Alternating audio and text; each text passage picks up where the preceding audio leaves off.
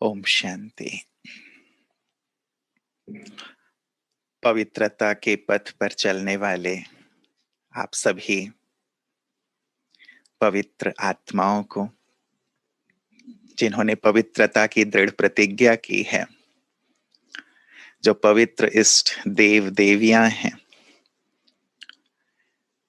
जो पवित्रता के सागर की श्रेष्ठ पवित्र संतानें, जिन्होंने पवित्रता को इस कलिकाल में भी एक चैलेंज की तरह एक्सेप्ट किया है, जहां सारा संसार अपवित्रता के गहरे दलदल में समाया हुआ है, समाता जा रहा है और उसे ही जीवन मानता है।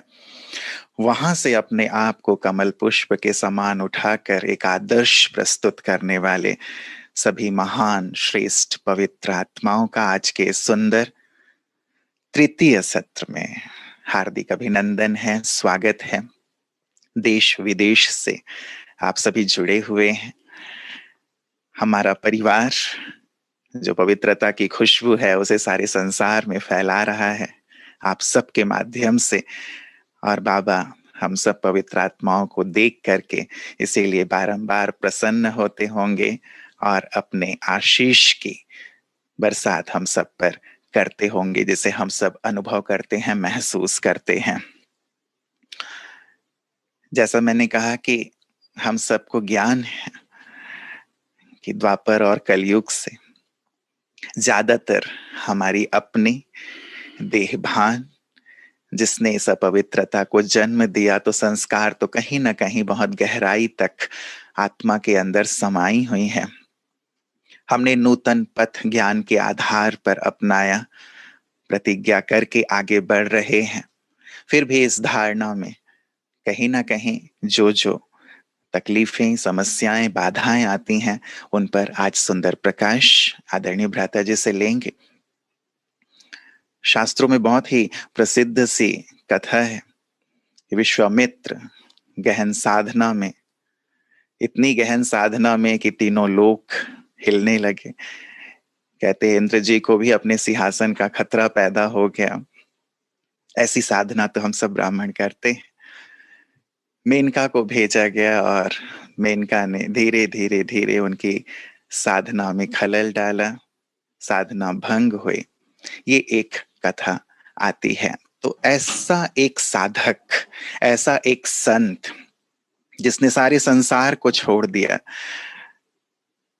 गहरी साधना की, गहरी अनुभूतियों में रहा, फिर भी एक घटना जिसने जीवन को परिवर्तित कर दिया। ये चीज, ये धारणा हमारी ना टूटे और हम सतत आगे से आगे बढ़ते रहे, अपने इस साधना को संपूर्ण करें और इसका प्रकाश सारे संसार में फैलाएं। यही हम सबका ध्येय है। तो इस पर ही आज सुंदर गहन प्रकाश हमेशा की तरह आदरणीय सूर्य भाई जी से हम सब प्राप्त करेंगे, जिन्होंने पवित्रता पर बहुत ही गहराई से अपने जीवन में प्रयोग किए हैं। अनेकों आत्माओं को इस मार्ग पर चलते हुए, आगे बढ़ते हुए, ठहरते हुए और पीछे हटते हुए भी देखा है। उनके अनुभवों का लाभ लेंगे। लेकिन प्रथमतः मैं चाहूंगा कि भ्राता जी आज के इस विषय पर प्रकाश डालें, फिर आपके प्रश्नों को लेकर उनकी ओर चलेंगे। भ्राता जी। ओम शांति। आप सभी को वेलकम है। पवित्र आत्माएं संसार की ब्यूटी हैं, जिसको बाबा कहते तुम जहान के नूर हो।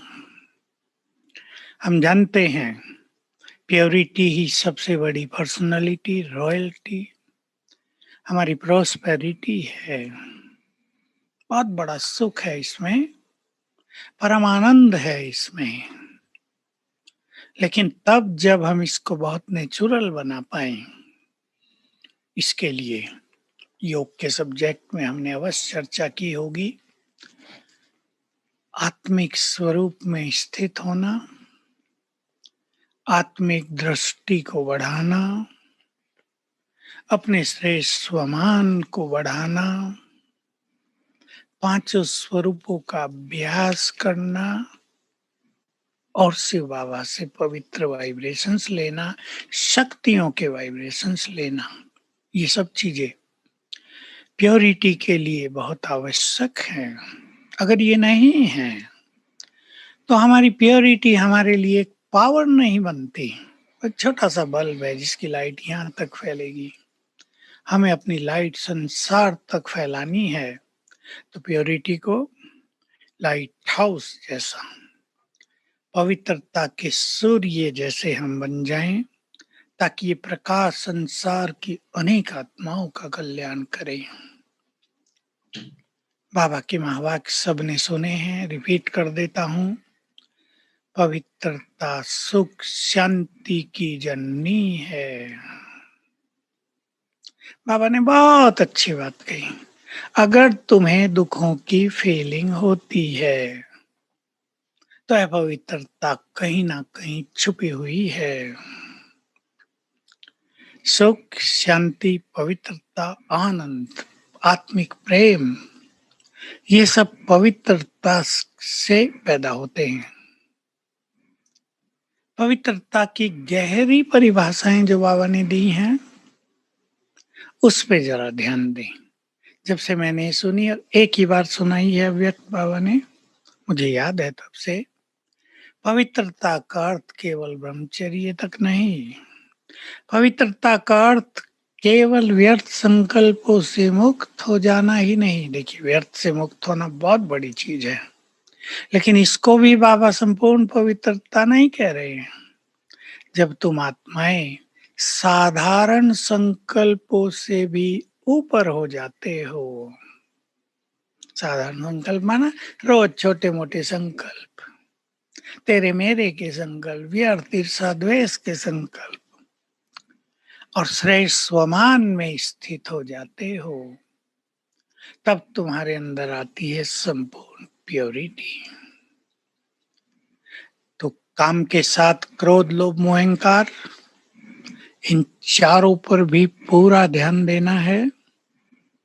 साथ में ईर्षा द्वेष, अलबेलापन, सुस्ती, सुस्ती भी इम्प्योरिटी है, क्योंकि शरीर में जब एनर्जी बढ़ती है और हम उसे यूज नहीं करते तो वो हमें डल करती है, सुस्त करती है।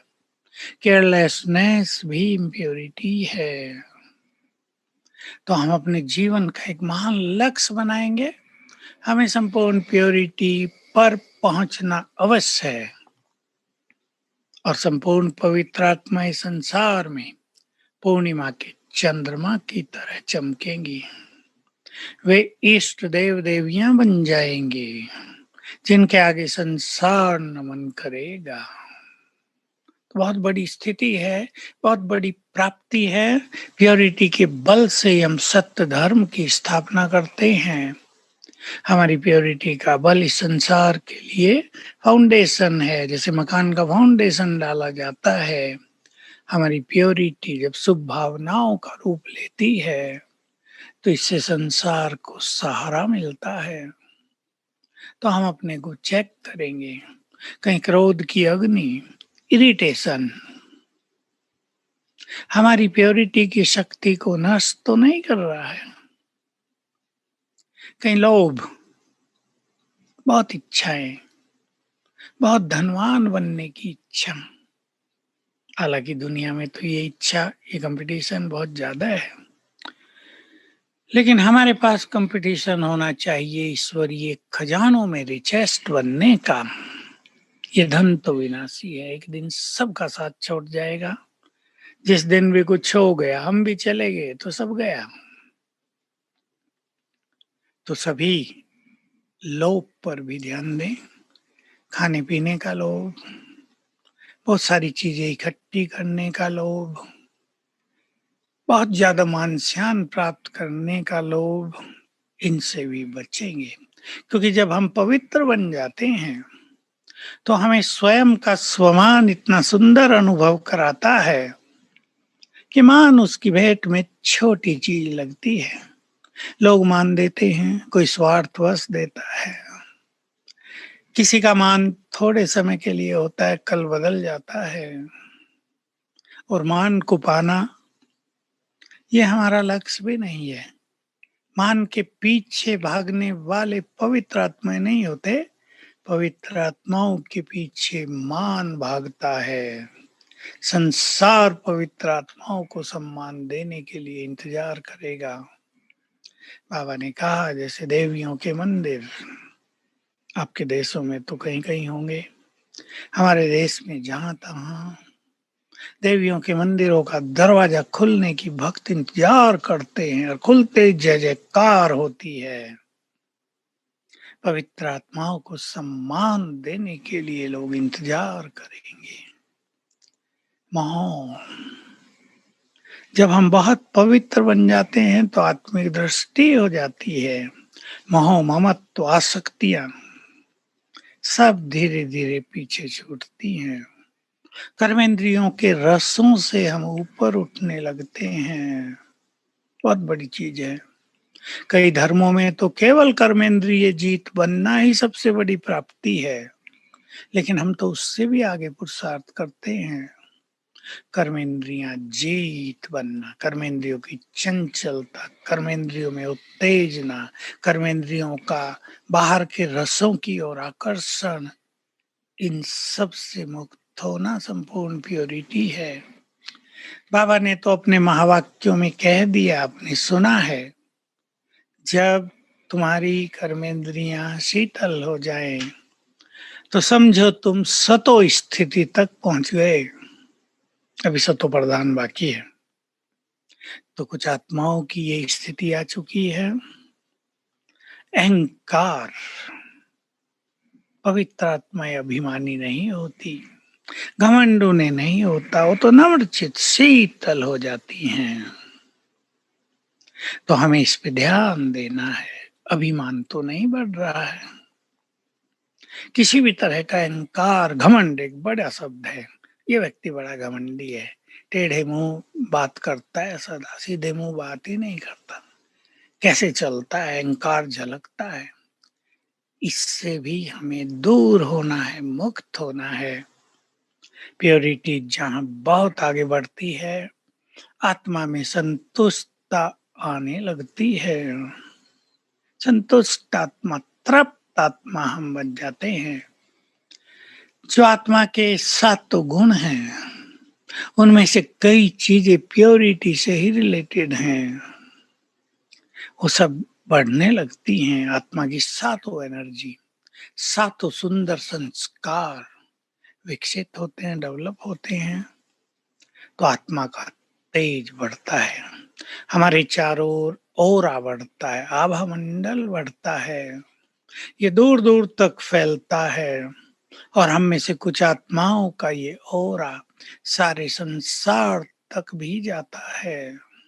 प्रकृति से ही पावन बनती है। देखिए, प्रकृति में जो विस्फोट होंगे, अब प्रकृति को पावन तो बनना है, मनुष्य ने उसको बहुत पॉल्यूट कर दिया है। स्पिरिचुअल लैंग्वेज में प्रकृति तमो प्रधान हो गई है, कष्टदायी। सब्जियों में, फलों में रस नहीं, जबरदस्ती हम उससे ये सब ले रहे हैं, उसमें ताकत नहीं रही। ताकत गई, मनुष्य ने उसकी ताकत ले ली। तो हमारे प्योर वाइब्रेशंस इस प्रकृति में समाने लगते हैं। तो प्रकृति की इम्प्योरिटी बाहर जाती है। इम्प्योरिटी का बाहर जाना, यही अर्थक्वेक्स का रूप, तूफानों का रूप, बिजली गिरने का रूप, और बहुत सारे रूप, जो हम तेज बरसात का रूप, बहुत ज्यादा अग्नि का रूप, अकाल पड़ जाए, सूरज तपने लगे, ये सब इम्प्योरिटी बाहर निकलने का स्वरूप है। तो हमारी प्योरिटी प्रकृति को पावन करती है, सतो प्रधान बनाती है। पवित्र आत्माओं पर बहुत बड़ी जिम्मेदारी है, हम भूलेंगे नहीं। हमारी प्योरिटी केवल हमारे लिए न रह जाए, ये संसार के लिए सहारा बन जाए। याद रखेंगे, जितने जितने हम प्योर होते जाएंगे, देवकुल की जो आत्माएं हैं, करोड़ों संसार में फैली हुई हैं, क्योंकि उनमें पवित्रता के संस्कार हैं 2 युग के। तो हमारी प्योरिटी उनके प्योर संस्कार को जागृत करेगी, एक्टिव करेगी, और वो आत्माएं बाबा की ओर अट्रैक्ट होकर आएंगी। ये बहुत बड़ी सेवा, ऑटोमेटिक सेवा महान पवित्र आत्माओं के द्वारा होती है। इसलिए बाबा ने कहा, कोई भी बुरा न माने मेरी बात, बाबा की बात क्लियर कर रहा हूँ। जो सन्यासी बहुत पवित्र होते हैं, उनके शिष्य भी बहुत ज्यादा बन जाते हैं। हमारी निमित्त आत्माएं भी, चाहे भाई हों या बहनें, जितनी उनके अंदर प्योरिटी होगी, देवकुल की उतनी ही ज्यादा आत्माएं आकर्षित होकर बाबा के पास आएंगी। सेवा उतनी ही ज्यादा वृद्धि को प्राप्त होगी, क्योंकि पवित्र आत्मा के बोल बहुत आकर्षक होते हैं। वे किसी को डांटते डपटते नहीं, वे किसी का अपमान नहीं करते, वे तो सबको सहारा देते हैं। उनके पास दुखी आएंगे, अशांत आएंगे, सुसाइडल टेंडेंसी वाले आएंगे, बहुत दुखी, चिंता, परेशान में जलती हुई आत्माएं उनके पास आएंगी और वो उन्हें शीतल करेंगे। वो डांटेंगे नहीं, तुम क्यों आए हो हमारे पास, ये नहीं, पवित्र आत्माएं दाता बन जाती हैं। तो हमें बाप समान, देवताओं समान संपूर्ण निर्विकारी बनना है, तो हमारी धारणाएं भी इससे श्रेष्ठ हो जाएंगी और हमारे चेहरों पर भी प्योरिटी की झलक आएगी, और ये खेल संपूर्ण रूप से पूर्ण होगा और हम देव युग में प्रवेश करेंगे, जहाँ केवल प्योरिटी ही प्योरिटी है। हमारी प्योरिटी स्वर्णिम युग का आह्वान भी करेगी। चले अब आपके क्वेश्चंस की ओर। हाँ रुपेश भाई। रहता जी, आपने पवित्रता का जो सुंदर खाका खींचा है, वो हम सबको भी प्रेरित करता है। बाबा के महावाक्य सुनते हैं तब भी हम बहुत उत्साहित होते हैं, प्रेरित होते हैं, और इसीलिए हमने ये पथ चुना है, दृढ़ता पूर्वक चल रहे हैं। लेकिन जैसे मैंने शुरुआत की थी, इस पथ पर चलते चलते जो विघ्न बाधाएं आती हैं, उन कंटकों को हटाना वो बहुत बहुत जरूरी है। तो मैंने विश्वामित्र की बात कही थी भ्राता जी, इतने वर्षों की कठिन तपस्या और एक पल में भंग हो जाना, तो कहाँ कमी रह गई? देखिए, विश्वामित्र आदि की जो बात है तो ये कहानियां, लेकिन वो जो हमारे ऋषि मुनियों और तपस्वियों की साधना थी, उसमें उनका नाता सर्वशक्तिवान से नहीं था। मन को शांत करने की साधनाएं थी, और जब तक एक योगी परमात्मा से न जुड़े, उसके स्वरूप पर स्थिर न हो, परमात्मा निराकार जो सर्वशक्तिवान है, उसका ज्ञान ही नहीं है, भक्ति में, शास्त्रों में पूरा क्लियर ज्ञान नहीं है, तो जब उससे हम नहीं जुड़ते तो ये स्थिति बनती है। क्योंकि हर एक के अंदर दो युग के इम्प्योर संस्कार हैं, दब जाते हैं।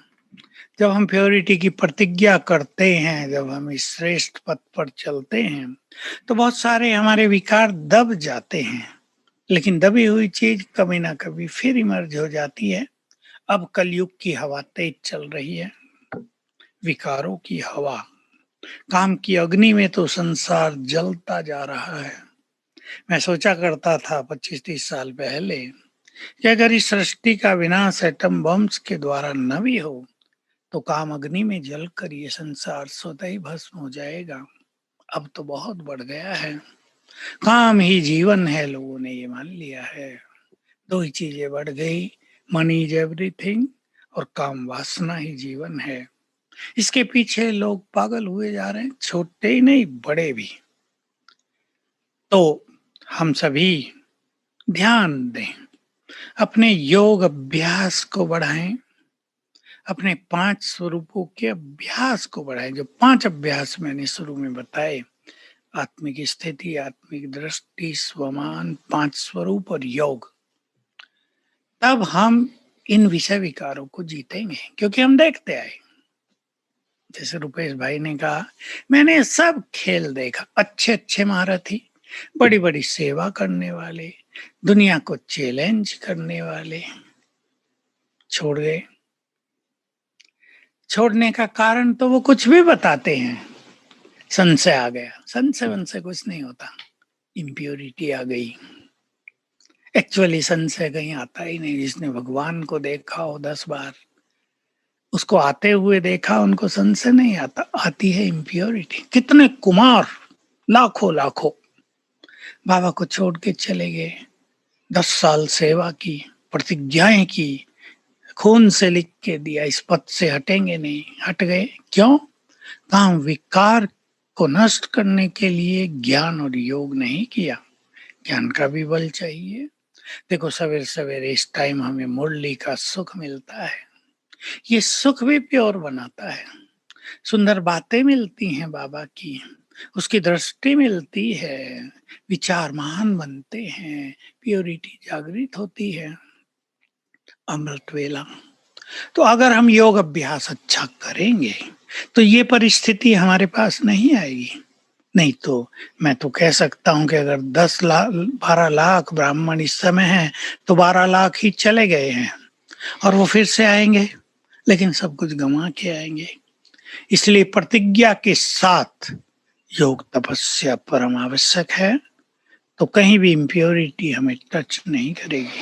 जी, जी। मतलब ज्ञान और योग दोनों बहुत-बहुत ज़रूरी है और जैसे आपने एक कथा ही है, लेकिन ठीक है, परमात्मा का वो सत्य परिचय नहीं था, अब हमारे पास है। हम ज्ञान, योग दोनों में चल रहे हैं। कई बार जैसे पिछली बार भी चर्चा हुई थी कि योग की उतनी वैसी गहराई नहीं आती है। अब जब चारों तरफ जब हम फील्ड में हैं, मेनकाएँ घूम रही हैं चारों ओर, कभी बहनों के लिए भाई उस रूप में हैं, तो भाइयों के लिए बहनें उस रूप में हैं। और ये भी कथा के अनुरूप व्रता जी उन्होंने बहुत ही करीब आने का, सेवा भाव का अनेक-अनेक रूप थे। लक्ष्य तो यही था कि इनकी साधना भंग की जाए। तो ये रूप कहीं न कहीं जीवन में, ब्राह्मण जीवन में भी दिखाई देता है और हम थोड़े-से उसमें उलझ जाते हैं। इसमें यही होता है, भाई या बहन, बहन या भाई, सब एक दूसरे के बहुत समीप आ जाते हैं। कभी कभी कल्याण की भावना से समीप आ जाते हैं, कभी कभी एक दूसरे की समस्याओं में मदद करते हैं, ये बहुत अच्छी बात है। लेकिन फिर अटैच हो जाते हैं, जिसको बाबा नाम रूप की बीमारी कहते हैं। तो ये किसी को बहुत जल्दी होता है, किसी को धीरे धीरे होता है, क्योंकि देवान बढ़ा रहता है। नर को नारी के लिए, नारी को नर के लिए एक अट्रैक्शन 2 युग से बना हुआ है, उसमें इन्वॉल्व हो जाते हैं। लेकिन हमें ये चिंतन रखना चाहिए कि ठीक है, 2 युग तक हम ऐसे ही रहे, हमें दूसरों का कल्याण भी करना है, उन्हें मार्ग भी दिखाना है, उन्हें प्यार भी देना है। छोटी कन्याएं आ गई, हमें उन्हें प्यार भी देना है, अपनापन भी देना है, लेकिन रहना है डिटैच, क्योंकि हमारा मार्ग पवित्रता का मार्ग है। बहुत अच्छी बात बाबा ने कही, वो आत्माएं हमारे पास आती हैं पावन बनने, और हम उनको अपवित्रता के मार्ग पे ले जाएं तो ये महान पाप हो जाता है। बाबा की मुरली कभी चली थी बहुत कड़क, आप लोगों ने शायद न सुनी हो। कोई देवियों के मंदिर में जाए और देवियों का सुंदर स्वरूप देखकर उसमें इम्प्योरिटी आ जाए। देवियों का रूप तो पत्थर की मूर्ति होती है, लेकिन कई महापापी ऐसे होते हैं, इम्प्योर संकल्प आते हैं, तो ये कितना बड़ा पाप होगा। ऐसे ही इस देव देवियां आ रही हैं पुनः बाबा के पास अपना जन्म सिद्ध अधिकार लेने के लिए। उनके लिए बुरी दृष्टि रखना या उनकी ओर अट्रैक्ट हो जाना, ये बड़ा घातक है। और जिन्होंने ऐसा किया है वो चले गए हैं। और मैं जाने वालों की कहानी भी सुना दूं, बहुत दुखी है आज वो। शादी तो कर ली, लव मैरिज कर ली, लेकिन बनी नहीं आपस में, संस्कार टकराने लगे, मन भी खाने लगा, हमने भगवान को छोड़ दिया, इम्प्योर बन गए, अवज्ञा कर दी, अब हमारा क्या होगा। बिल्कुल सही बात है, साइकोलॉजिकल इफेक्ट नहीं पर रियल इफेक्ट है। तो ऐसी आत्माएं जीवन भर दुखों में रहती हैं। और आजकल जो हो रहा है, जो मैं देख रहा हूं, मेरे पास जो लोग कांटेक्ट करते हैं, एक चीज दिखाई देती है, जिन्होंने ये पाप किए हैं अब वो डिप्रेशन के शिकार हो रहे हैं, मानसिक रोग उन्हें त्रस्त कर रहे हैं। इसलिए हमें अपना मार्ग क्लियर समझ लेना चाहिए। हम सेवा के फील्ड में हैं, बहुत सारे लोग, कन्याएं, कुमार, बड़ी माताएं, पुरुष ऐसे हमारे पास आएंगे जो महान पतित हैं। मैं स्पष्ट बोल रहा हूं, आएंगे क्यों? पावन बनने। बाबा तो कहते वैश्याओं की भी सेवा करो। जो महान पतित हैं वो भी हमारे पास आएंगे, लेकिन हमें अपनी दृष्टि से स्नेह भी देकर उन्हें बाबा से जोड़ के पावन करना है, अपने से नहीं जोड़ना है। हमें उनसे नहीं जुड़ जाना है। हम अपने से ही नहीं जोड़ते, हम भी उनसे जुड़ जाते हैं कभी कभी, इसलिए गड़बड़ होती है। इसलिए हम दाता हैं, हम मास्टर पतित पावन हैं, ये स्मृति रखते हुए हम केवल देने वाले हैं। हमने अवतार लिया है सबको पावन बनाने के लिए, और बाबा ने बहुत सुंदर चीज सिखाई है।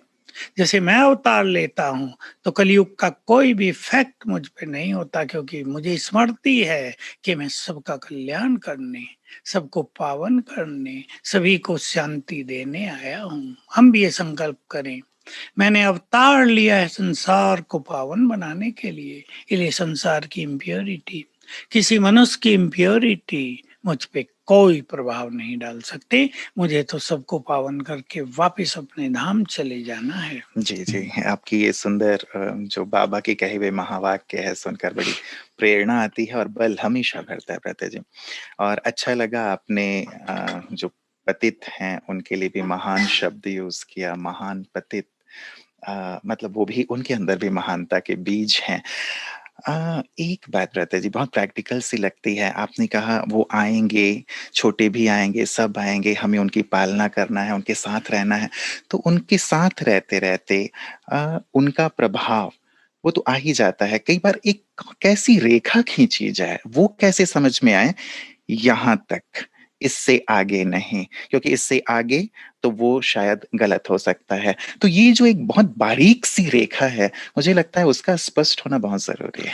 लव और डिटैचमेंट का बहुत सुंदर बैलेंस। पहली चीज, क्या हम लविंग तो बहुत बन जाते हैं। नया कोई व्यक्ति आया, उसे बहुत प्यार देंगे और देना ही चाहिए, अपनापन देना चाहिए। वो अपने बिछड़े हुए परिवार में आ गया, लेकिन तुरंत न्यारे भी। हम अपनी मान्यताओं को छोड़े नहीं। इंपॉर्टेंट बात, समाये आप अपने सबकॉन्शियस माइंड में। हम अपनी मान्यताओं को छोड़े नहीं, हमारी दृष्टि दूसरों का कल्याण करेगी। इसलिए ना तो उनके व्यक्तिगत जीवन में जाएं, कई लोग उनकी व्यक्तिगत कहानी सुनने लगते हैं, उसमें जाने की जरूरत नहीं। फिर दया आती है, कोई बहुत दुखी आते हैं, मैं अब इम्प्योरिटी की बात नहीं कर रहा हूं। एक बहुत दुखी व्यक्ति आपके पास आता है, अपनी दुख भरी कहानी सुनाता है, और आपके अंदर रहम भाव पैदा होता है, होगा ही। आप उसके दुखों को दूर करना चाहते हैं, लेकिन बहुत ज्यादा उसमें इन्वॉल्व हो जाते हैं, यहाँ गलती होती है। हम टू मच इन्वॉल्व ना हो, न्यारे और प्यारे। उसके दुख दर्द समाप्त करना हमारा परम कर्तव्य है, हम नहीं करेंगे तो कौन करेगा। लेकिन उसके दुखों में खुद शामिल हो जाना, उसकी ओर अट्रैक्ट हो जाना, आओ हम दोनों मिलके इन दुखों से निपटेंगे, ये गलत हो गया। हमें अपने महान लक्ष्य को नहीं भूलना है, किसके साथ हैं हम, संपूर्ण प्यार हमारा उससे ही हो, बाकी सबसे प्यार हो केवल कल्याणकारी। तो लव एंड डिटैचमेंट, इन दोनों का बैलेंस रखेंगे। टू मच किसी में इन्वॉल्व नहीं होंगे, बहुत सारी बातें किसी की शेयर नहीं करेंगे, क्योंकि संसार में पाप ही पाप है, दुख ही दुख है, चिंताएं चिंताएं हैं, सुसाइडल टेंडेंसी बढ़ती जा रही है। हमें उन्हें मार्ग दिखाना है केवल। जी, जी। मतलब उसके ज़्यादा विस्तार में ना जाएँ। कई बार हम काउंसलिंग करते हैं, तो काउंसलिंग का एक फंडा ही यही है कि आप पूरी तरह से उसे खोलें, पूरी तरह से उसे समझें, पूरी तरह से उसे हल्का कर दें। लेकिन हाँ, उस बात को वहीं ख़त्म कर दें, उसे आगे लेकर बिल्कुल, के ना बिल्कुल। जाएँ। भ्राता जी, एक बात आपने इससे पहले कि आगे बढ़ूँ, आपने कहा कि कई जो इस ईश्वरीय मार्ग में थे, अब वो चले गए हैं, तो अब बहुत दुखी हैं, परेशान हैं, डिप्रेस्ड हो रहे हैं। तो संभव है कि बहुत सारे हमारे भाई-बहनें जो सुन रहे हैं, उनकी भी जानकारी में वो हों, कई ऐसे आज सुन भी रहे हों। अब वो हो गया जाने-अनजाने, चाहे-अनचाहे, लेकिन अब ये जो आप बात कर रहे हैं कि एक बोझ या एक दुःख या एक डिप्रेशन, वो स्थिति ना हो, हम हल्के रहें, इस ब्राह्मण जीवन का फिर से आनंद लें, कोई तो सूत्र होगा। है, ये भी सूत्र है और कुछ लोगों ने अपने को चेंज कर लिया है। उस गिरावट को, उस ड्रामा के सीन को स्वीकार कर लिया है। पहले तो मैं एक बात कहूँ कि जब हम दूसरों के दुःख सुनते हैं, उनकी चिंताएँ सुनते हैं, काउंसलिंग करते हैं, आपने देखा होगा संसार में बहुत सारे साइकियाट्रिक डॉक्टर अंत तक साइकियाट्रिक पेशेंट बन जाते हैं। मैंने बहुत देखे। जी। लोग उन्हें हिंदी में कह लगे पागलों का डॉक्टर पागल हो गया है। उनके चेहरे पर भी वो पागलपन आ जाता है। मैंने कुछ लोगों से पूछा ये क्यों है भाई? तो मुझे एक डॉक्टर ने बताया कि हम लोगों की ट्रेनिंग में ये सिखाया गया है कि दूसरा व्यक्ति जो तुम्हें दुःख सुना रहा है, उस दुःख को अपने अंदर फ़ील करके अनुभव करो कि उसकी मनोस्थिति क्या होगी, तो ट्रीटमेंट आप कर सकेंगे। मैंने कहा this is very wrong, completely wrong है, क्योंकि जिस चीज को आप अपने अंदर लाएंगे उसका कुछ अंश आप में रह जाएगा, सबकॉन्शियस माइंड में वो इफेक्ट डालता है। इसलिए काउंसलिंग करते हुए हमें पूरी तरह डिटैच रहना। सुन लो सब कुछ, लेकिन वापस भेज दो संसार में, फेंक दो इसे सागर में, अपने अंदर कुछ भी नहीं रखना है। ये इसकी कहानी है, वो जानेगा।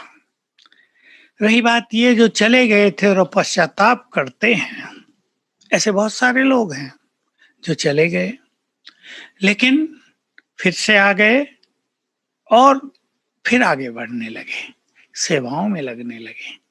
हमारी दादी जानकी कहती थी जितने पाप किए अब उससे ज्यादा पुण्य कर लो। इस शरीर से जितने पाप कर लिए अब इस शरीर को सेवाओं में लगाओ। तो अगर हम बहुत पुण्यों के पथ पर आगे बढ़ेंगे तो इफेक्ट भी बहुत खत्म हो जाएगा। बाबा तो कड़े शब्द बोलता है, जो पिछली बार भी आप सबने पूछे थे। वो बाबा हमें छुड़ाने के लिए बोलता है कि इन विषय विकारों से हम छूट जाएं। पर अगर कोई दोबारा इस पथ पर वापिस आ गया है तो बाबा क्षमा भी कर देता है। हमें ये बात भूलनी नहीं चाहिए। अगर हम फिर से बाबा से बहुत प्यार करें, उससे क्षमा याचना कर लें, अपनी गलतियों को रियलाइज करके सदा के लिए उनसे मुक्त हो जाएं, तो हम पुनः श्रेष्ठ पथ पर बहुत आगे बढ़ सकते हैं और बहुत ऊंची स्थिति को भी प्राप्त कर सकते हैं। ऐसे मेरे पास कई उदाहरण हैं जिन्होंने फिर से जंप दिए हैं और जैसे लोग भी भूल गए कि इन्होंने कुछ गलती की थी और वो भी उससे बहुत आगे निकल गए। इसलिए अपने योग के चार्ट को 4 घंटे से आगे बढ़ाएं। फिर से जो मैंने कहा सेवाओं में लगे, तन मन धन लगाएं अच्छी तरह, ताकि आपका पुण्यों का खाता उस पाप के खाते को नष्ट कर डाले। जी, जी।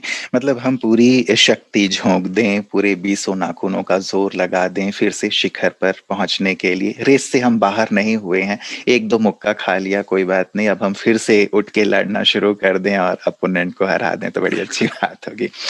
लता जी, आपने कहा बाबा हमें सिखाने के लिए बात कहते हैं, कड़े शब्द कहते हैं। बाबा तो बाबा हैं, वो कुछ भी कहें हमें वो बात कभी लगती है, कभी लगता है नहीं हमारे पिता हैं, कोई बात नहीं। लेकिन जो ब्राह्मण परिवार है, एक बार हम गिरे, एक बार हमसे कोई गलती हुई, तो उनकी नज़र हमेशा के लिए वैसी हो जाती है हमारे लिए। उनका व्यवहार बदल जाता है, उनकी भावनाएँ बदल जाती हैं, हमें सेवा के चांस नहीं देते, औरों से भी ऐसा बात करके माहौल बना देते हैं। तो इतनी नेगेटिव एनर्जी आती है कि वो हमें उठने नहीं देते।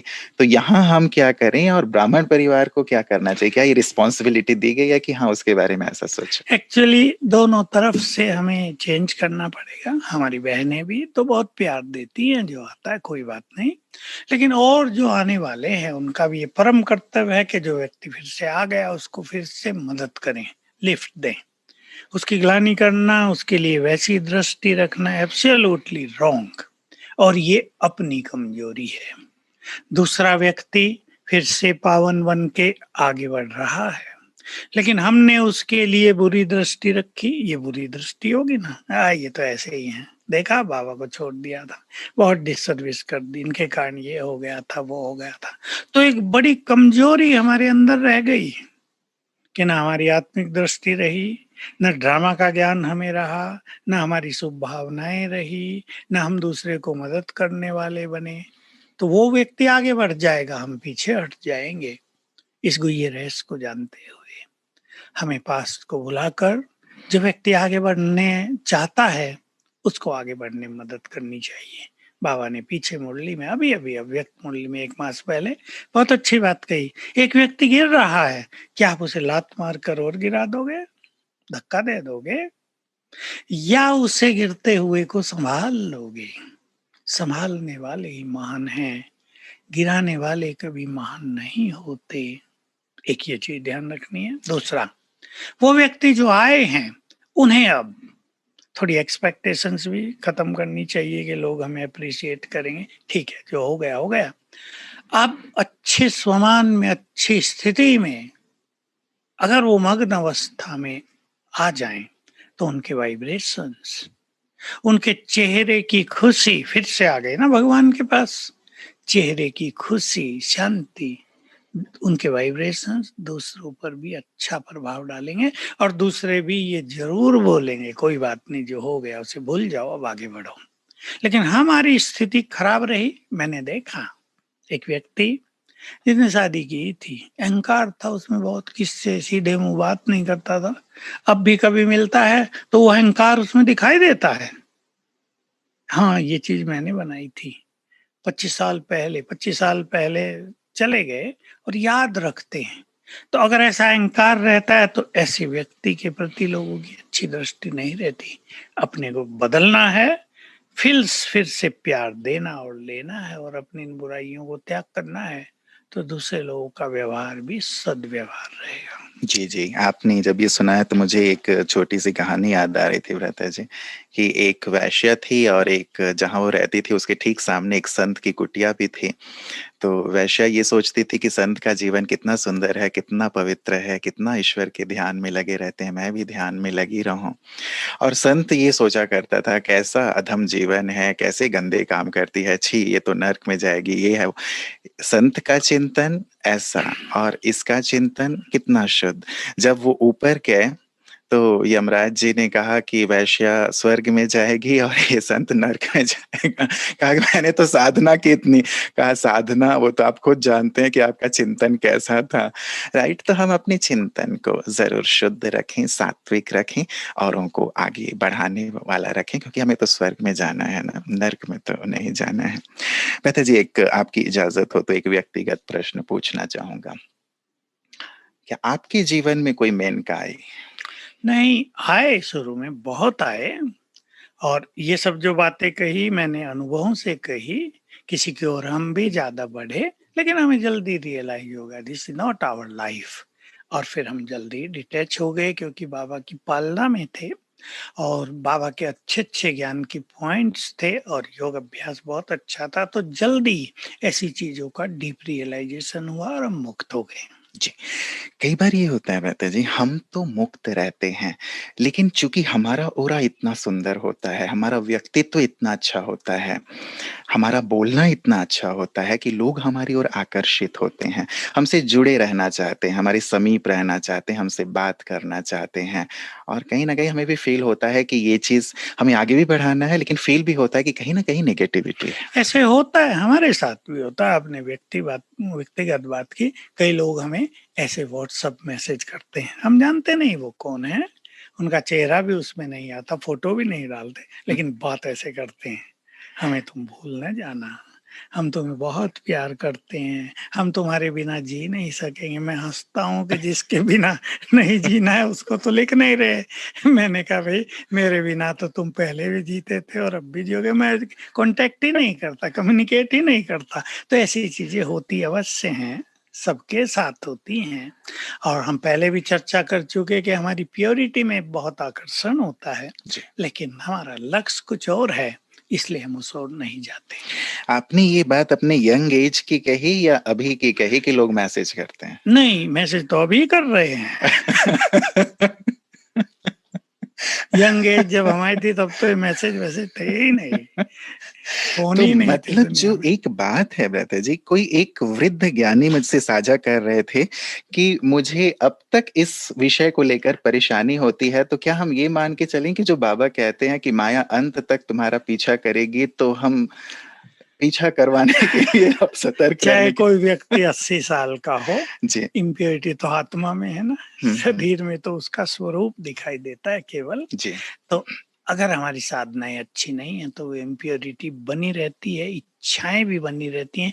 इसलिए मैं एक चीज कहता रहता हूँ सभी को, और तो कोई कहेगा नहीं, उसको केवल मैं ही कहता हूँ, काम की जो सूक्ष्म कामनाएं हैं उनको भी जीतना है हमें, उनको छोड़ते चलना है। काम की सूक्ष्म कामनाएं ही बुरे स्वप्नों का कारण बनती हैं, अट्रैक्शन का कारण बनती हैं। इसलिए सभी अपने को चेक करेंगे कि वो सूक्ष्म कामनाएं, पास तो हर एक का कैसा बीता है वो हर एक खुद जाने। हम लोगों का तो पास्ट ही नहीं था, बचपन से ज्ञान में आ गए और बहुत सुंदर जीवन मिला है। लेकिन कईयों का पास्ट बहुत गंदा है, तो वो कामनाएं बनी रहती हैं, वो सीन सामने रहते हैं।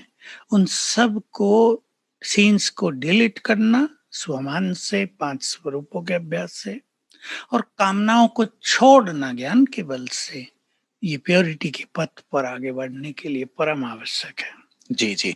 मतलब हम पूरी तरह से सतर्क रहें, अपने लक्ष्य को याद रखें और बस उसी पर फ़ोकस्ड रहें, और यहाँ ज़्यादा हम कम्युनिकेट ना करें जहाँ पे हमें लगता है कि थोड़ी-सी नेगेटिव फीलिंग वाले लोग हैं। तो हम भी सावधान रहेंगे और उनका भी कल्याण होगा, उनकी भी उन्नति होगी। पता है जी, एक बात इसी से जुड़ी हुई और मेरे ज़हन में आ रही है।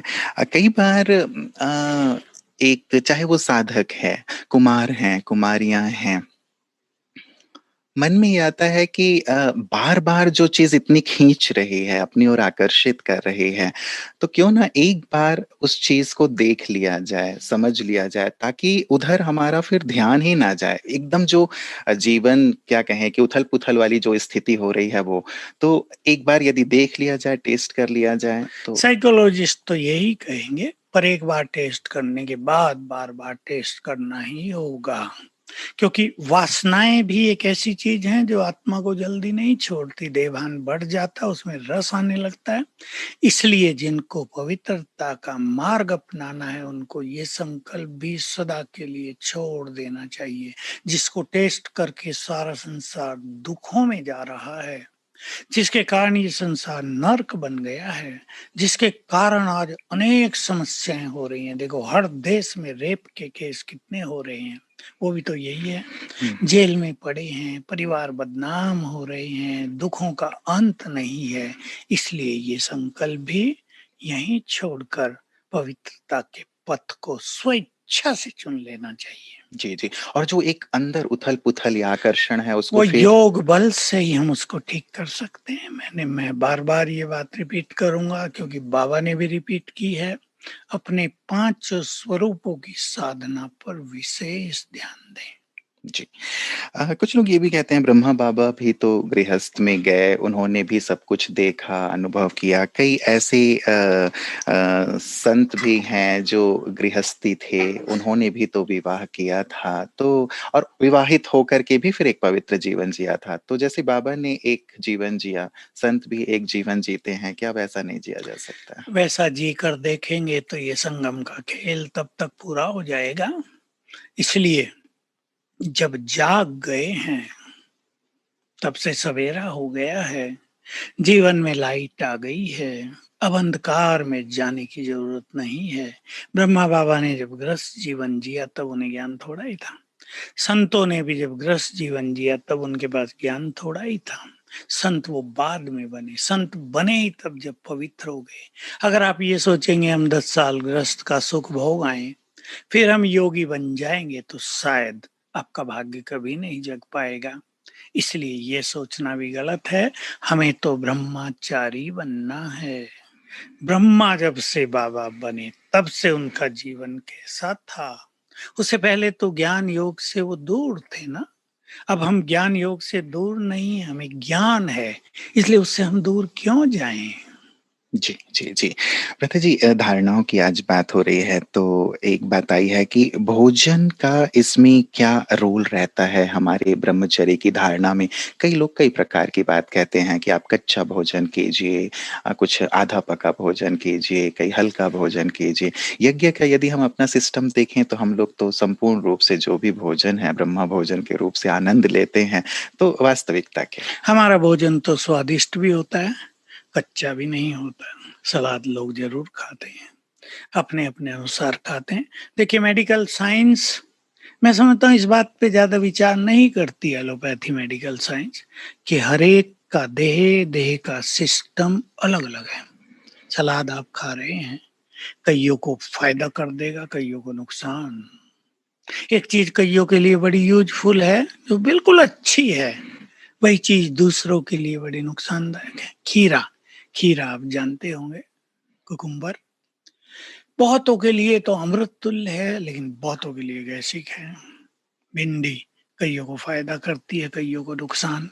इसलिए हमें अपने बॉडी को जानते हुए एक सात्विक हल्का भोजन लेना चाहिए। ऐसा भोजन न हो जो पेट को भारी करे, ऐसा भोजन न हो जो गैस, पेट में गैसेज और एसिडिटी पैदा करे।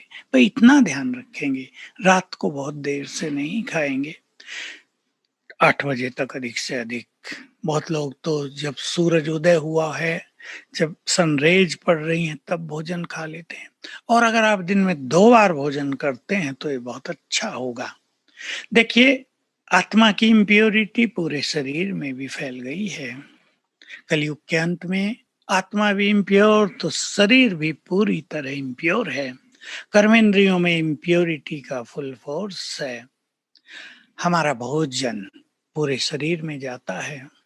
भोजन के वाइब्रेशंस का असर शरीर के अंग अंग पर पड़ता है। जो मेडिकल साइंस से जुड़े हुए या जो थोड़ी भी जानते हैं वो जानते हैं, एक मनुष्य अगर बहुत प्रसन्न है, बहुत आनंदित रहता है, तो उसके ग्लैंड से जो केमिकल्स का सिक्रेशन होगा वो बहुत सुंदर, पॉजिटिव, हेल्दी करने वाला। और एक व्यक्ति जो टेंशन में है, चिंता में है, डर में है, उससे जहरीला सिक्रेशन होगा, बीमार करने वाला, ब्रेन को डैमेज करने वाला। तो हम सभी भोजन के महत्व को समझ लें। भोजन के वाइब्रेशंस शरीर के अंग अंग में फैलते हैं। इस शरीर में 5 चीजें निरंतर प्रवाहित हो रही हैं। भोजन हम खा रहे हैं, उससे रक्त आदि बन रहा है, वो प्रवाहित हो रहा है। एनर्जी, एनर्जी मन से निकलती है, वो प्रवाहित हो रही है। इलेक्ट्रिसिटी प्रवाहित हो रही है।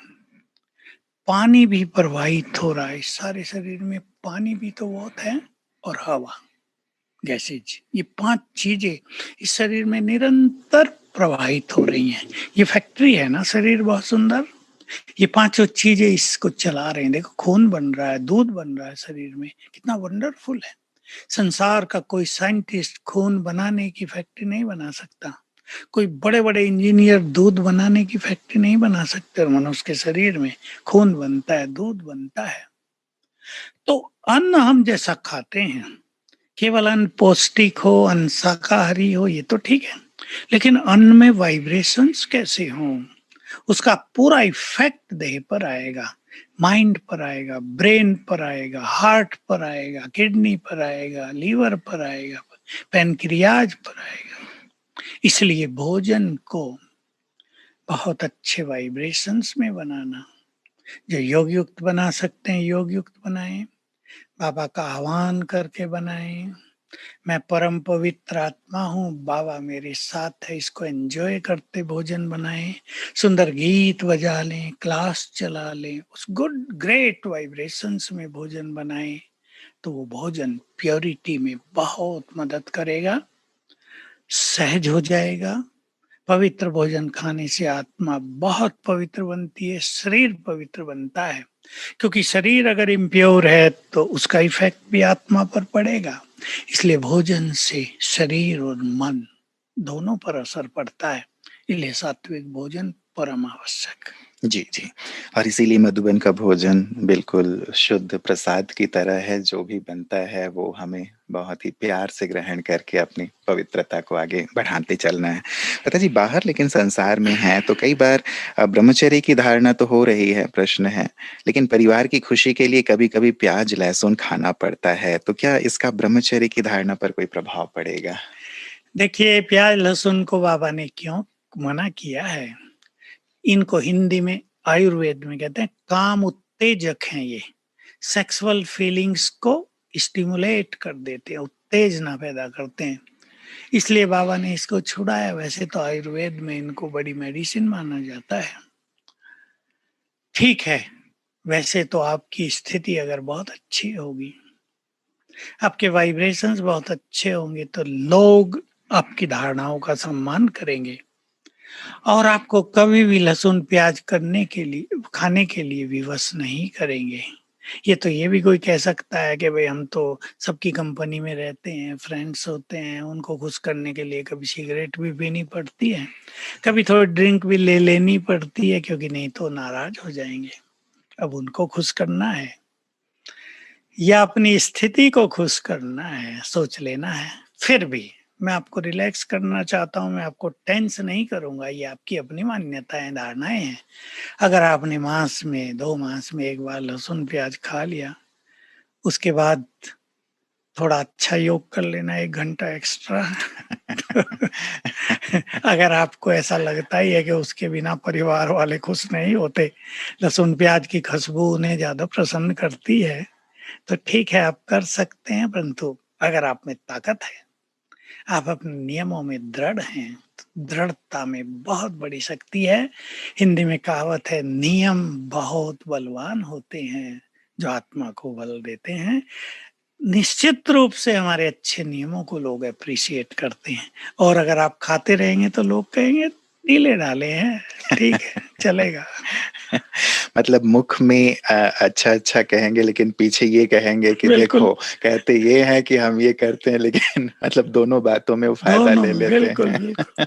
इसीलिए दृढ़ता ही सबसे सुंदर एक साधन है। कई बार ऐसे लोग या कुछ ऐसे प्रश्न थे व्रता जी, यहाँ तो नहीं, कि जब हम योग से सब चीज़ों को शुद्ध कर सकते हैं, तो प्याज लहसुन वाले भोजन को फिर या तो ये फिर भी कहेंगे कि अल्कोहल को भी शुद्ध कर लो, पी लो।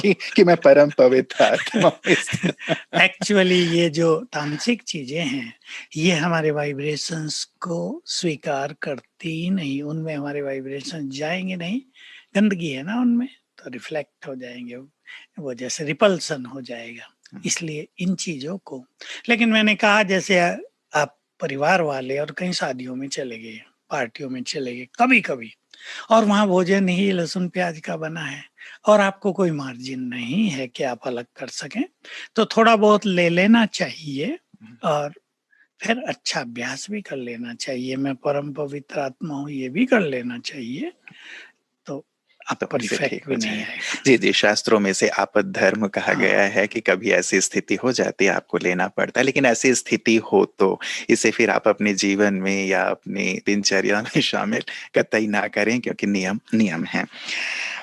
भ्राता जी, संपूर्ण पवित्रता की धारणा तो शुरू हो गई है, लेकिन सेंटर से दूर रहते हुए सिर्फ ऑनलाइन के माध्यम से हो रही पालना से हम कैसे मजबूत बनें?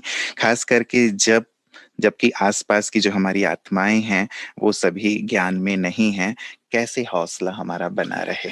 बिल्कुल, बहुत अच्छा क्वेश्चन है, क्योंकि अब ऑनलाइन बहुत कुछ चल रहा है, और ऑनलाइन ही बहुतों ने इस धरा पर आए हुए भगवान को पहचान लिया है। अपने देव स्वरूप की स्मृति आ गई है और पवित्रता का मार्ग चुन लिया। मुझे तो बहुत खुशी होती है जब हमारी बहनें और भाई कहते हैं कि हमने कोर्स तो नहीं किया, पर क्लास से सुन के हम सवेरे उठकर अमृत वेला बहुत अच्छा योग कर रहे हैं, हमने पवित्रता धारण कर ली, हमने लहसुन प्याज छोड़ दिया, नॉन वेज छोड़ दिया, तो actually it's a great thing. हम इसको अप्रिशिएट करेंगे, और ऑनलाइन ही आप अच्छी अच्छी क्लासेस सुन के अपनी पालना स्वयं करें, अपने शिक्षक स्वयं बन जाएं। हमारा भी लक्ष्य रहता है कि हम हर टॉपिक पर आपको रोशनी दें। ढिलाई आती है तो क्या करें, अमृत वेला गड़बड़ होती है तो क्या करें, स्वमान की भिन्न भिन्न प्रैक्टिस, योग के भिन्न भिन्न अभ्यास कैसे करें, बाबा से अपने प्यार को कैसे बढ़ाएं? तो ऑनलाइन भी आप सबकी पालना हो रही है और इससे आपकी लाइन ऊपर वाली क्लियर हो जाती है। शिव बाबा से भी तो लाइन है ना सीधी।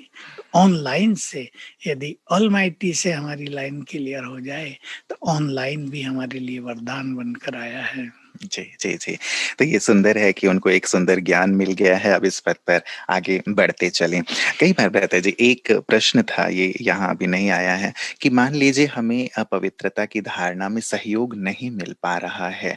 1 साल हो गए, 1.5 साल हो गए, 2 साल हो गए, तो भी मन में ये रहता है कि नहीं, कभी न कभी तो होगा। बाबा के पास ही तो आएँगे, तो ही तो वो धारणा हो पाएगी हमारी। तो क्या उन्हें आते रहना चाहिए या फिर उन्हें रुक जाना चाहिए कि नहीं, ये चीज़ नहीं हो पा रही है? तो मन में कई बार एक द्वंद भी रहता है और कई बार कोई कह भी देता है कि यदि आप नहीं चल पा रहे हो, तो फिर क्यों चल रहे हो? नहीं, ये तो नहीं कहना चाहिए। कोई बेचारा चल रहा, धीमी गति से ही चल रहा, उनको मदद करनी चाहिए। और बहुत सारी आत्माओं के साथ ये होता है, विशेषकर गृहस्थ में रहने वालों को, बहनों को बहुत होता है। भई 2 साल के बाद पवित्रता धारण की है, बहनें बताती हैं। ठीक है, हम लगे रहे, हमने पति को भूं-भूं करना चालू रखा, हमने उनको थोड़ा-थोड़ा ज्ञान देना चालू रखा, भगवान कैसे आया है, उससे कैसे सुख लिया जाए, साक्षात्कार हो रहे हैं हमें, उसकी आज्ञा है अब, जन्म-जन्म तो यही धंधे किए हैं, पवित्र बन जाओ। तो बहुत माताएँ बहुत-बहुत सफल हुई हैं इसमें और जिनके साथ अब ये केस हैं वो भी सफल होंगे। अपना योग अभ्यास बढ़ाएँ, भोजन बनाते मैं परम पवित्र आत्मा हूँ, बहुत करें। लंदन की एक बहन का अनुभव सुनाऊँ मैं? नई-नई मैरिज थी, बहन ज्ञान में आ गई, एकदम तेजी से चलने लगी। अब पति को तो सहयोगी बनाना था। सवेरे पति उठ के पानी पीता ही था, अब ये पहले उठ के पानी में पवित्र वाइब्रेशंस भर के रख देती थी। पति ने पीना शुरू किया और कहा थोड़े दिन लगे, 1 मास भी नहीं लगा, उसने पवित्रता की धारणा अपना ली। हम दोनों बहुत सुखद पथ पर चलने लगे हैं। तो एक भोजन को पवित्र करेंगे। मैं एक सबकॉन्शियस माइंड का छोटा-सा प्रयोग सिखाता आया हूँ, सवेरे उठकर जब वो व्यक्ति सोया हो, स्त्री हो या पुरुष, आप ये अभ्यास करेंगे। मैं मास्टर सर्वशक्तिमान हूँ। इससे आपकी सोई हुई शक्तियां जगेंगी। मैं विजयी रतन हूँ। ये शक्तियां विजय दिलाने की ओर चलेंगी। मैं परम पवित्र आत्मा हूँ। पवित्र वाइब्रेशंस फैलेंगे। मेरा पति या पत्नी या आत्मा मेरी पूर्ण सहयोगी है। ये भी देवकुल की महान आत्मा है, बहुत अच्छी आत्मा है, मेरी गुड फ्रेंड है, मेरी सहयोगी है। हम दोनों बाबा के पथ पर चलने वाले हैं, चल रहे हैं। ये संकल्प सवेरे उठ के किया करें 3-3 बार, तो दूसरे के सबकॉन्शियस माइंड में ये थॉट्स भर जाएंगे और काम बन जाएगा। जी, जी। बहुत अच्छा होता है कि जब गाड़ी के दोनों पहिए साथ-साथ चलने लगें, एक पहिया तो चलता है तो दिक्कत होती है। लेकिन ठीक इससे उलट एक और बात आई है भ्राता जी कि ये कहते हैं कि पति मुझे बंधन मुक्त कर दूसरी शादी करना चाहते हैं, तो क्या उन्हें सहयोग देना चाहिए? एक्चुअली तो अच्छी बात है यदि वो आपको पवित्र रहने की छुट्टी दे रहे हैं, उनका अपना जीवन है, उनकी अपनी वासनाएं हैं, तो उन्हें अपने पथ पर चलने देना चाहिए और आपको इसमें खुशी होनी चाहिए। पर मैं नारी स्वभाव जानता हूँ, वो दुखी होती हैं यदि उनका पति कहीं और जाता है या शादी करता है, लेकिन आपको इसमें अब हल्के होने की जरूरत है। वो भी आने वाले हैं जरूर ज्ञान मार्ग पर, उनका भी कल्याण होगा, क्योंकि ये केसेस बहुत हुए हैं। पत्नी ने साथ दिया कि अच्छा भाई मुझे पवित्र रहना है, आप भले ही दूसरी शादी करो। उसी घर में दूसरी आई और थोड़े दिन में वो ज्ञान में चलने लगी, तीनों ही चलने लगे। तो एक शुभ भावनाओं के साथ उनको भी समझते हुए आप इसमें थोड़े हल्के हो जाएं और उन्हें उनके मार्ग पर चलने दें। यदि हम किसी और की शादी करवाने में मददगार बनते हैं, तो क्या ये पाप होगा? पवित्रता को खंडित करना होगा? अब प्रभु जी तो ऐसा ही कहते हैं, ये तो उनसे ज्यादा पूछना पड़ेगा, पर सूक्ष्म पाप का अंश तो आएगा। जी, जी। कई ब्राह्मण ऐसे हैं जो प्रेम में धोखा खाने के बाद बाबा से जुड़े हैं, तो क्या ऐसे भाई-बहनों को भी हम ब्रह्मचारी कहेंगे? प्यार में धोखा तो आजकल सबको मिल रहा है। सबका खेल हो रहा है डिवोर्स। एक प्यार कइयों से कर रहा है, उसको पता नहीं कि जिससे मैं प्यार करती हूँ उसके और कई हैं साथी, तो धोखा खाते हैं, निराश होते हैं, उदास होते हैं। बाल ब्रह्मचारी तो नहीं कहेंगे, लेकिन अब से यदि वो पवित्र बनना चाहें, लेकिन उस बात को भूलें। एक्चुअली होता क्या है, सबकॉन्शियस माइंड पर गहरी चोट लगती है। जो व्यक्ति आज तक आपको बहुत प्यार कर रहा था, वो कल दूसरे को प्यार करने लगे, आपको बिल्कुल फाइनली रिजेक्ट कर दे, हुँ। तो सबकॉन्शियस माइंड पे एक भारी अटैक होता है। ये कन्याएं विशेष रूप से इस अटैक से बच नहीं पाती हैं, इसलिए बहुत संभालना है अपने को। किसी से प्यार कर लेना, ये ऐसा अंधा नहीं बनना है। अब तो अगर एक भगवान से प्यार करेंगे, तो जन्म-जन्म संबंधों में आपको प्यार मिलेगा, बहुत प्यारा पति मिलेगा। इसलिए अब एक से प्यार कर लो ज़रा। जी, जी, जी।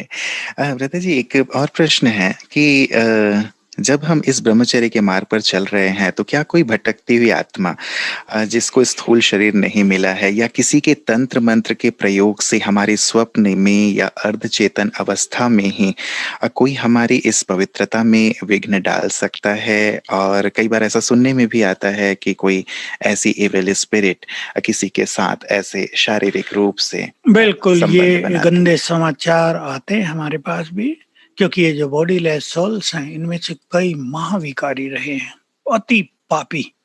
अब वो उसी रूप में भटक रहे हैं, तो कहीं न कहीं आ जाते हैं और ये गंदा काम करते हैं, और इसमें हमारी बहनें बेचारी अति दुखी हो जाती हैं। और क्योंकि कलयुग का गंदा माहौल बहुत है, आपके घर के चारों ओर जैसे आग लगी हुई है इम्प्योरिटी की, गंदगी के वाइब्रेशंस हैं, इसलिए स्वप्नों में भी ऐसी आत्माओं का इफ़ेक्ट हो जाता है। आप सभी अपने रूम में, अपने घर में रोज पानी चार्ज करके छिड़कना नियम बना लें। अपने घर के मेन गेट के बाहर बाबा की बड़ी लाइट जला दें।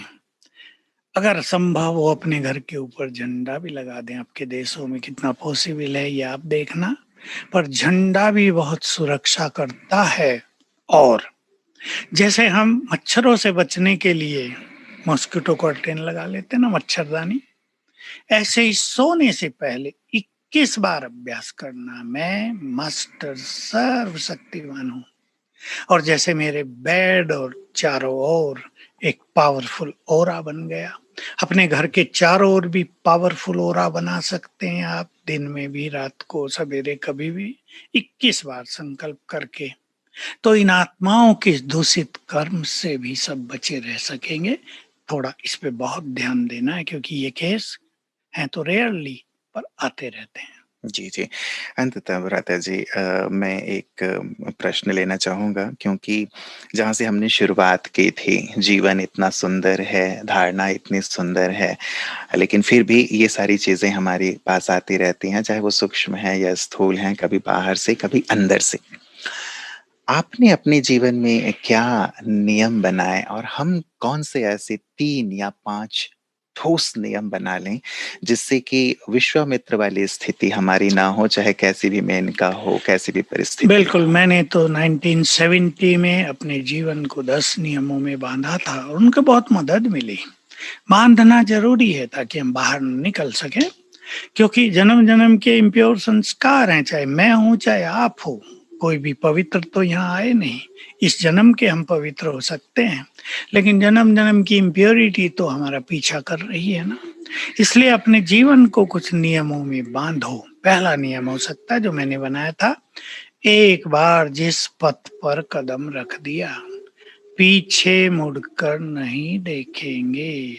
भगवान को वचन दे दिया, वचन वापिस नहीं लेंगे। एक नियम।